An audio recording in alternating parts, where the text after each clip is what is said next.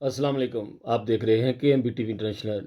ناظرین، ہم آپ کے لیے ہمیشہ دنیا کے کونے کونے سے ڈھونڈ کر خبر لے کر آتے ہیں۔ آج ہم اپنی خبر کا آغاز شروع کرتے ہیں ڈسکا ضلع سیالکوٹ سے۔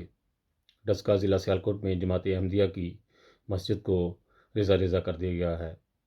صرف ریجن یہ ہے کہ ہم احمدی مسلمان ہیں، ہم پاکستان میں مسجد کو مسجد نہیں کہہ سکتے، کوئی عبادت کے طور پر بھی جو ہے وہ یوز نہیں کر سکتے۔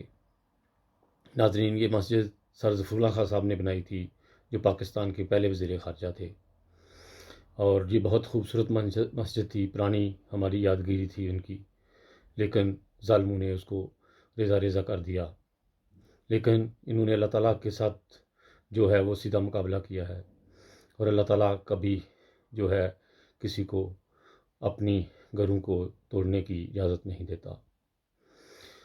ناظرین، یہ بہت ہی دردناک اور بہت ہی تکلیف دہ واقعہ ہے ضلع سیالکوٹ کی جماعت کے اوپر، کیونکہ بہت ہی پیاری مسجد اور پرانے زمانے کی بنی ہوئی اور سر ظفر اللہ خان صاحب کی یادگیری تھی وہ ہماری۔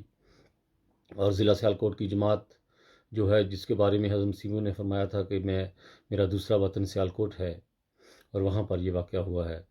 اس سے پہلے بھی ضلع سیالکوٹ میں ایک تریسی مسجد کے اوپر حملہ کیا گیا، وہ تو عوام نے کیا تھا، لیکن اب پولیس نے جو ہے وہ لوڈ شیڈنگ کر کے کلفی لگا کر اس علاقے میں وہاں پر یہ واردات کی ہے۔ میں پاکستان کی حکومت سے یہ اپیل کرتا ہوں کہ پاکستان کی حکومت کو آنکھیں کھولنی چاہیے، اور جیسے یہ ان ظالموں نے کیا ہے، ان کو ایک عبرتناک سزا ملنی چاہیے، کیونکہ انہوں نے قانون کی بھی خلاف ورزی کی ہے۔ یہ بہت بڑا ایک جرم ہے کہ کچھ فیصلے کا اسٹے آرڈر لے کر پھر جو ہے پوری مسجد کو ریزہ ریزہ کر دیا گیا ہے، اور بہت بڑا ظلم ہے یہ۔ اللہ تعالیٰ سے تو یہ ضرور اس کی جو ہے وہ سزا پائیں گے۔ اس سے پہلے بٹوں نے، ضیاء نے، جو ان سے زیادہ بڑے اپنے آپ کو فرعون سمجھتے تھے، نہ زمین نے نہ آسمان نے ان کو جو ہے جگہ دی۔ پھر دنیا کے بیسٹ پریزیڈنٹ اور وزیر اعظم 23، 24، 25 کے تقریباً ان کی تعداد تھی، سب کو ایک بھی اپنی موت نہیں مرا، جنہوں نے بھی 74 کی اسمبلی میں حصہ لیا ڈالا تھوڑا بہت کسی بھی طریقے سے۔ شاہ فیصل کو اس کے بھتیجے نے قتل کر دیا، اور آج دنیا کو کونے کونے میں جماعت پھیلی ہوئی ہے، اور ہر طرف دعائیں جو نکل رہی ہیں، یہ دعائیں کیا رائے گاہ جائیں گی؟ اس لیے پاکستان کی حکومت سے میری درخواست ہے کہ جلد سے جلد اس کے اوپر سخت ڈیسیجن لیا جائے۔ اگر نہ لیا جائے تو خدا کی پکڑ بہت جلد آپ کو پکڑنے والی ہے، اور جب خدا تعالیٰ پکڑتا ہے تو پھر ایسی شاراک سے پکڑتا ہے کہ پھر سانسیں لینا، ہلنا جلنا، کھانا پینا، ہر چیز روک دیتا ہے پھر وہ۔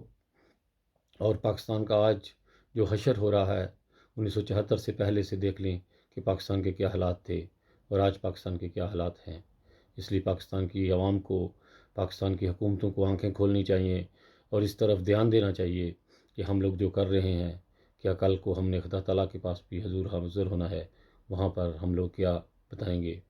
آج آپ لوگوں کے پاس وقت ہے، ابھی جو ہے اس کے اوپر نظر ثانی کر لیں، معافی مانگ لیں خدا تعالیٰ سے، اور یہ جو آپ نے حرکت کی ہے ادھر ڈسکا میں، اس کی بہت بڑی سزا آپ کو ملنے والی ہے، اور عنقریب جو ہے آپ بالکل لاچار ہو جاؤ گے، بے بس ہو جاؤ گے، اور سوچو گے کہ ہمارے ساتھ کیا ہو رہا ہے۔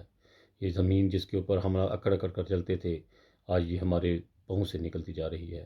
بہت ساری دعاؤں کے ساتھ خالد بٹی کو اجازت دیجیے گا۔ انسانیت زندہ باد، اور آنکھیں کھولیے گا میری ویڈیو سننے کے ٹائم، اور کانوں کو ذرا صاف کر لیجیے گا۔ اوکے جی، خدا حافظ۔